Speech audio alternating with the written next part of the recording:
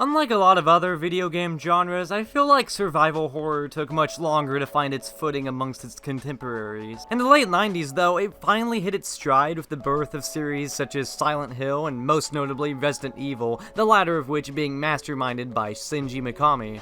These series made a name for themselves on the PlayStation, but the following generation of consoles was no doubt where all of these games peaked. There were so many different takes on the horror genre during this era. It was practically a renaissance of all things spooky. But ever since then, it's never really been the same. Team Silent disbanded, and now Silent Hill sucks and lives off the goodwill of a 22-year-old game. Most other series died, and as for Resident Evil, well, after Resident Evil 4 switched to being more action-oriented, things changed, and that's putting it lightly. 4 was Mikami's last game in the series he directed before leaving Capcom, and while an action horror game is cool and all, Resident Evil got a little carried away with that style. And sure, later on it got back on its feet, but in the meantime, it was kinda like Grandpa when he gets the car keys. While survival horror didn't necessarily cease to exist, the amount of horror games actually focused on conserving your resources and carefully choosing your battles was severely outweighed by horror games where you walk around defenseless and spend most of the game reading and hiding in lockers. Not that those games don't have their place, but I personally find those types of horror games far less entertaining. And apparently, Mr. Mikami thought the same, so after founding Tango Gameworks in 2010, he announced the studio's very first game, The Evil Within. Released in 2014, The Evil Within was meant to be a return to form for the genre after Mikami's disappointment in modern horror games focusing too much on action rather than survival. Bro stepped in and was like, watch this, we're gonna make a good one. Yeah, upon release, it wasn't really the hit that it should have been. While reception wasn't outright negative, it was definitely a lot more mixed than expected, and you'll commonly see a lot of criticism for the final product online, ranging from performance problems to clunky design, to a plot that's harder to understand than that guy in the Walmart parking lot, to the freaking aspect ratio. Yeah, what is this game? Come on, sign me up. Every now and then, I really get the itch to play a horror game because they're just really engaging to me, and despite its concerning reception, it was a title that I was interested in. It seemed like a really unique little experience that would most certainly have its fair share of good qualities. So here we are, 8 years later, let's give it a little retrospective treatment. Detective Sebastian Castellanos and his partners Joseph Oda and Julie Kidman are called to a crime scene at Beacon Mental Hospital. Upon entering the bloody mess, Sebastian decides to check the security cameras to figure out just what happened here. What he finds, however, is oh god! What he finds, however, is a hooded man with supernatural powers murdering everyone in the building and then cornering him. Next thing he knows, Seb finds himself in a nightmarish slaughterhouse being chased by a chainsaw sadist. After getting caught because his FPS was too high, he manages to escape the place before ending up back in the city that's now falling apart. From here, Sebastian and his comrades end up in a hellish nightmare world that's constantly shifting to new environments trapped with numerous insane monsters, all the while being pursued by the hooded man known as Ruvik. Yeah, the story opens up with several questions, most notably, what the hell is going on? What the fuck? But as it continues on, more and more details get revealed to the player to help them make sense of things, but we're gonna hold off on talking about that for the time being. In the meantime, let's talk about why Chapter 1 is a terrible opening. It left a pretty sour first impression on me whenever I first played. I wasn't as scared of the chainsaw man as I was of the thought that I just wasted my money. Basically, the whole chapter just consists of slowly walking around as Sebastian moves at the blistering speed of 0.000000002 miles per hour. All because he takes a chainsaw cut to the leg. Aw, boo-hoo, poor baby. It takes like 10 minutes going as fast as possible, and the only section where you actually interact with anything is at the end where you have to hide from and lure a sadist away while you escape. I don't understand why so many modern horror games have this fetish of having an overly long introduction with little gameplay in an otherwise highly replayable game. It's long, boring, awful on replays, and thankfully, nothing like the rest of the game. Okay, so horror games usually fall into one of three camps. The modern ones where you're mostly defenseless, classic survival horror games that emphasize avoiding combat with or without fixed camera angles, and action horror games where you still do have to manage resources, but combat is not discouraged and enemies drop stuff such as ammo and healing items. Now, Mikami stated he wanted The Evil Within to return to survival horror's roots, so naturally you would assume this game would require you to carefully choose your battles and manage your ammo. Oh, he lied to us! Mikami lied! So, despite what's been said about the game, it falls into that last category I mentioned alongside games like Resident Evil 4. Prepare to hear that comparison a lot. It's almost like these games have the same director or something. And all jokes aside, I'm totally cool with this style. I like combat in horror games, I like resource management, and I think this is fun. From Chapter 2 onwards, Sebastian gets to actually defend himself. Seb gets equipped with a variety of different firearms, a handgun to poke at enemies from mid-range to score headshots and knock them down, a shotgun for close-range encounters, and a sniper rifle for far-off foes, sporting the sickest sound effect I've ever heard for a headshot. It may seem like standard affair for the most part, however, the evil within has plenty to make it stand out. Scattered across most of the environments are various traps, such as bear traps, bombs with tripwires, and bombs without tripwires. Make sure to keep a keen eye out for traps. I don't know about you, but there's nothing quite as humiliating as being on the receiving end of one of these things. No, no, no, no, no, no! I've seen people call the traps cheap, and I don't really think I agree with that sentiment, aside from a couple of deviously hidden bear traps. I feel like if you're being cautious, you should be able to spot and deal with them just fine. I actually really like them because they add another layer to the combat. You can choose to disable them and harvest their parts, or if you're feeling like a clever little bunghole, you can turn around and use them against your enemies. It adds a lot of creativity to enemy encounters and leads to questions such as, should I go ahead and disable this for parts and so I don't get caught up in it, or is there an enemy nearby that I can kill using it? As for what those parts are used for, well, you'll need them to craft bolts for the Agony crossbow. Now, this versatile little fella can fire a variety of different bolts, such as standard harpoons with silly physics, explosive bolts that certainly explode, but what they don't tell you on the packaging is that they also like to miss targets they shouldn't have missed. Flash bolts for blinding enemies to buy some time or get in some cheeky stealth kills. Freeze bolts that keep you warm, obviously. And my personal favorite, the shock bolts that paralyze any monster, sometimes large groups of them, priming them for a match drop. Yes, the match drop, the sexiest finisher ever conceived. When you knock an enemy on the ground, or better yet, if they're just lying there, you can drop a match that causes them to instantly burst into flames, resulting in their death. And you can burn more than one dude with a single match. The hitbox on these things are pretty generous, so if you manage to knock down a bunch of guys at once, go ahead and light them up. Another option you have is stealth, which is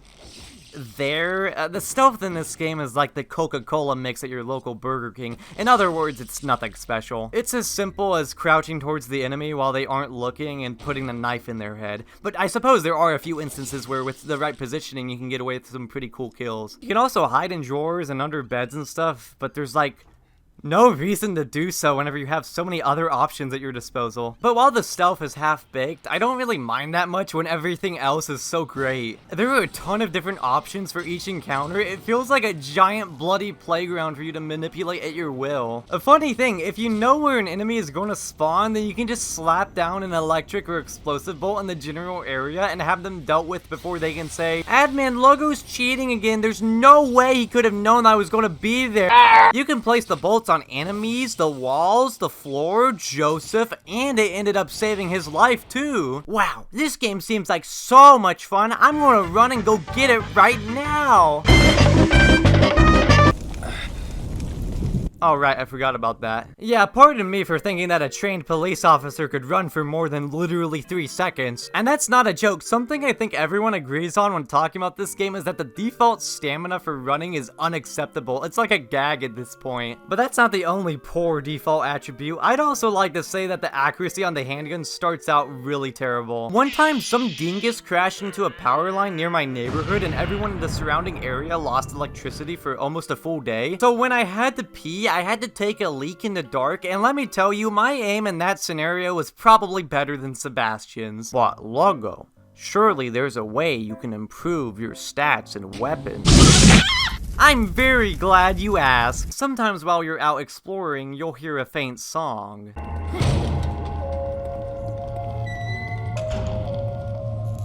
Oh, I know that song.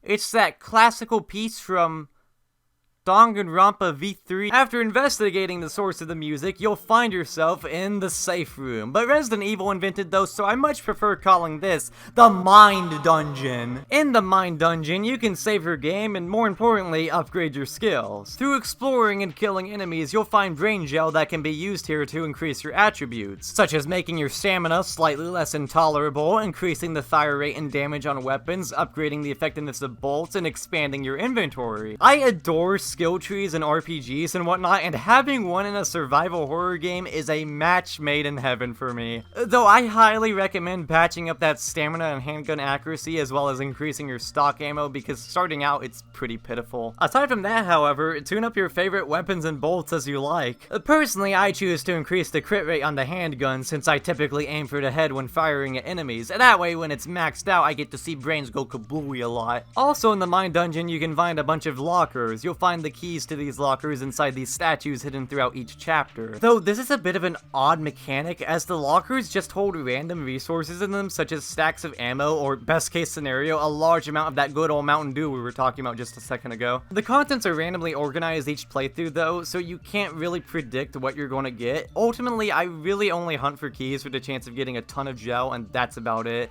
Though having some backup ammo on standby doesn't hurt. From what I've said so far, you might be wondering, how could this game possibly have gotten the reception it did? I mean, it has the fun combat, a skill tree, it's directed by Resident Evil 4 guy, you know, the greatest game ever made in the history of ever. I mean, it has all the makings of being really badass. Well, in all truthfulness, this game is pretty clunky. Now, I'm not going to be entirely negative from here on out, but there are plenty of sour spots that need to be addressed. So to be blunt, this game runs about as well as Sebastian at the start of the game. During several cutscenes, graphics will load in every time the scene changes, and it's very blatant. At times there'll be several frames where the environment hasn't fully loaded in, and it looks pretty bad. There's not too much of that in game, thankfully. However, gameplay has its own host of technical issues. If I'm not mistaken, this game only runs at 30 FPS on consoles, which isn't a deal breaker or anything, but I mean, the game came out in 2014 and it just looks significantly worse at lower frame rates. I played this on PC where it can go up to 60, which is much better, though it still occasionally has its stutters. But again, just like RE4, some weird stuff can occur due to the higher than normal FPS. You know that thing I said earlier about getting caught by the sadist because the frame rate was too high? That wasn't a joke. If you play that segment at 60, the sadist can catch up to you for some reason when he's not supposed to. There's a lot of weird stuff that can happen here, some of which I never had occur till this playthrough. Like the second I hit record on OBS, dark magic just started flowing through my PC. Don't you just hate it whenever a whole ass car gets on your windshield? Hey guys, and welcome to Cool Bits, where we point out our favorite small moments from popular and maybe not so popular games. Did you know, in The Evil Within, in the Chapter 10 fight against Laura, if you get curious enough to shoot this fire pipe with a harpoon, it'll shoot fire and just never stop. Oh, and every time I get to this one part in Chapter 5, I become legally blind for some reason. I know this isn't supposed to happen because it wasn't like this on my first playthrough, but every time I've played the game since then, the screen gets all blurry in this room for some reason. Also, favorite enemy in the game? Right here. Luckily, these aren't anything major that can cause softlocks or file corruption, and they never really impeded gameplay that much. If a game is going to be buggy, then the least I can ask for is that it just remains as occasional silly graphical quirks and nothing that hinders my experience. Though there was something that hindered a lot of people's experience with the game at launch. The aspect ratio. The Evil Within has a letterbox filter by default, these black bars on the top and bottom of the screen. You've probably seen a film do this before. In this game's case, however, it's an artistic decision to make it feel more cinematic.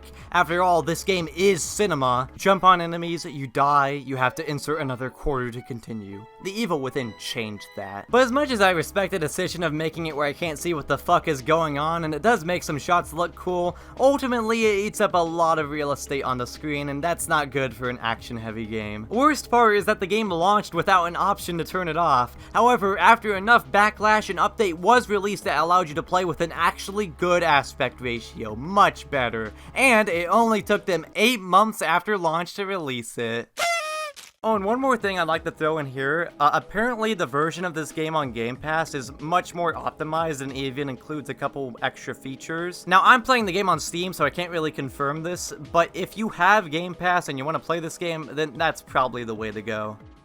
Speaking of majorly criticized aspects of the game, I think we should get back to that story. Whenever you hear somebody talk about this game's story, a common talking point is that it's overly complicated and confusing, and I can sorta understand where that sentiment comes from, but I actually do like a lot of the ideas presented here, and I definitely think it's worth discussing. As Sebastian continues through this bizarre world and reconvenes with his partners and some new faces, you begin to learn where exactly you ended up in. So basically, you find out that everyone is hooked up to this cognitive world called STEM created by Hoodie Boy Ruvik. As you learn, Ruvik, or Ruben as he was originally called, was a part of the wealthy Victoriano family and was very attached to his sister, Laura. One day when the siblings were playing in the family barn, a group of farmers, angry at their rich family, burned the barn down as an act of revenge. Ruben ended up escaping, albeit with severe burns and injuries that scarred his body, while Laura remained trapped inside and burned to death. Afterwards, Ruben, now known as Ruvik, became mentally deranged and began work on STEM, receiving test subjects from the Beacon Mental Hospital using his fortune in order to find a way to access his memories and make and shape a reality of his own in order to be with Laura again. However, an associate of Ruvik's, Marcelo Jimenez, who Sebastian meets earlier in the game, takes notice of Ruvik's work and tries to get a hold of it himself, eventually revealing it to a mysterious association known as Mobius, who wants to use STEM to make a reality of their own. Ruvik, of course, objects to this, prompting Jimenez to turn on him and have Mobius seize his work and take his brain to use as a core for STEM, as his brain is the only one that can activate the system. You wouldn't dare.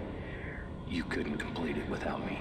As you can tell by the exclamation point, he's pretty upset about that. Okay, still with me? Alright, so Ruvik, now as the core of STEM, has full control over the cognitive world and seeks to escape through a patient named Leslie, who has a blank slate mind that Ruvik could transfer his mind into. Oh my gosh. Who Ruvik could transfer his mind into and use his body to escape. Kidman, revealed to be working with Mobius, is sent in to kill Leslie to prevent Ruvik from getting out, so that Mobius can have full control of STEM for their own desires. That's a lot to take in for what's essentially an incredibly convoluted villain backstory, and by the end you'll probably have a foggy clue to what's going on, if that. But I honestly really like it. The characters here aren't really anything that great. Throughout the game, you'll find some notes providing details on them, such as Sebastian's diary entries detailing his life as a police officer and his family. But ultimately, that stuff isn't really integral to the plot, and it's never truly fleshed out. The most important character here is Ruvik. The setting being the mind of a mentally disturbed lunatic is perfect for a horror game. The only mind scarier than that would be the mind of a Gen Z white girl. Most of the enemies throughout the game are born from Ruvik's subconscious, such as the most iconic one, the Keeper, this dude with a big hammer and safe for a head. This thing was born when Ruvik was first captured by Morbius. This thing was born when Ruvik was first captured by Mobius. It's the cultivation of Ruvik's desires to keep his secrets locked up. Also, by the way, this thing's boss fight is awesome. Anytime you kill it, it just respawns from another room, all the while poison gas is filling the room, so you have to find a way to stop the gas while dealing with the Keeper. It was a really tense moment in a game I otherwise didn't find that scary or nerve-wracking outside of Chapter 9. This is a great monster. Laura materializes in Ruvik's mind too as this twisted abomination, and she's weak against fire. Wow, that's a little bit insensitive. And let me just say, she's really good with her hands.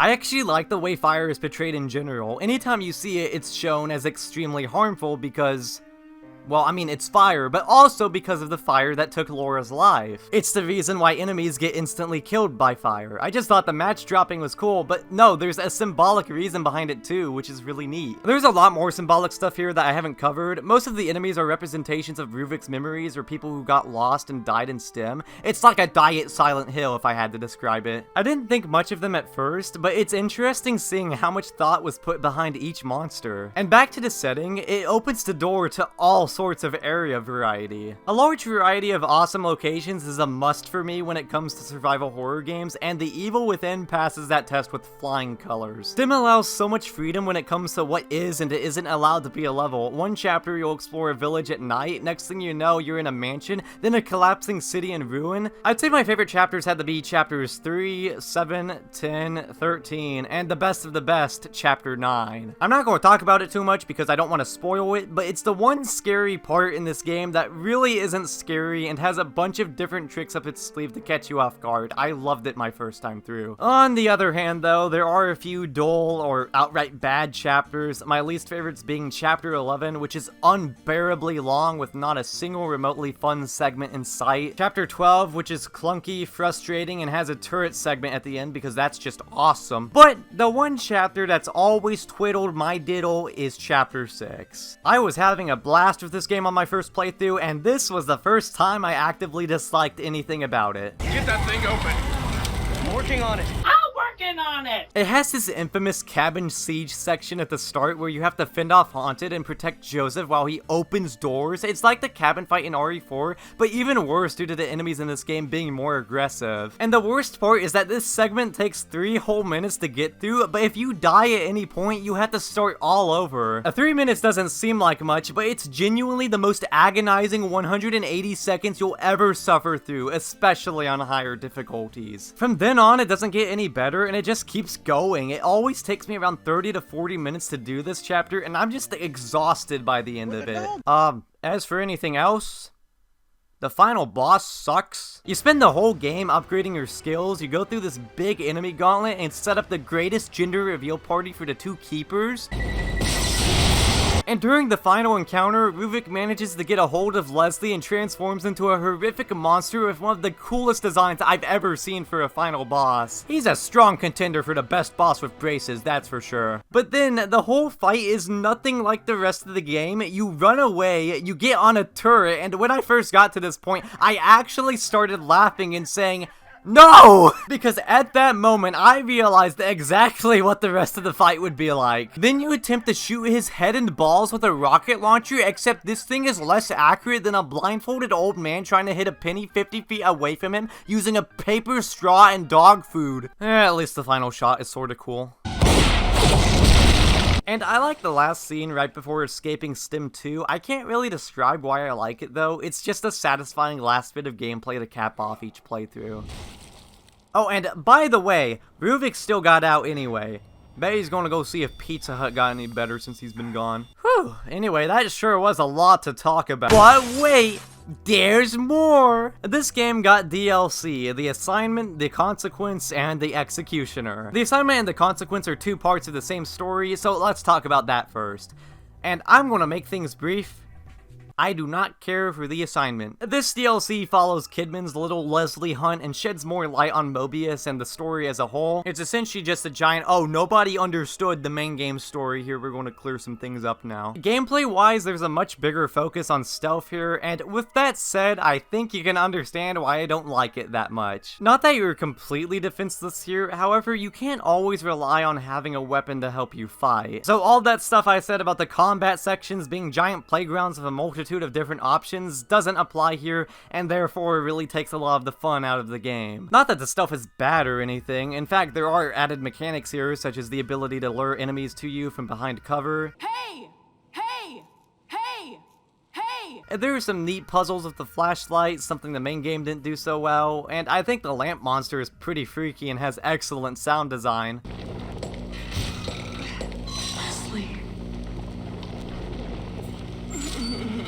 I can understand why some people would like this, but for me, it could barely hold my attention. It's not at all what I'm looking for in a game like this. I felt like I was playing this out of sheer obligation and nothing else. I was writing the script for this video instead of recording footage of the campaign because it's just so boring. And even from a story standpoint, I don't really like it. Mobius as villains are incredibly uninteresting. They're just a typical evil, one-dimensional corporation that wants to control STEM because they're bad. I don't know about you, but that's a significantly less interesting idea for a villain than a guy with an at least mildly compelling backstory and motivation for doing what he's doing. So even though it tries to elaborate on what's happening in the story, I didn't find myself engrossed at all with this DLC. Basically, what I'm trying to say is, I think the assignment sucks! The executioner, on the other hand, is right up my alley. You play as some guy taking on the form of the Keeper, searching for his daughter in STEM or something. I don't think anybody cares about the plot. I'm playing as Funny Safe Man, and I'm about to smash some heads in. Mom said it's my turn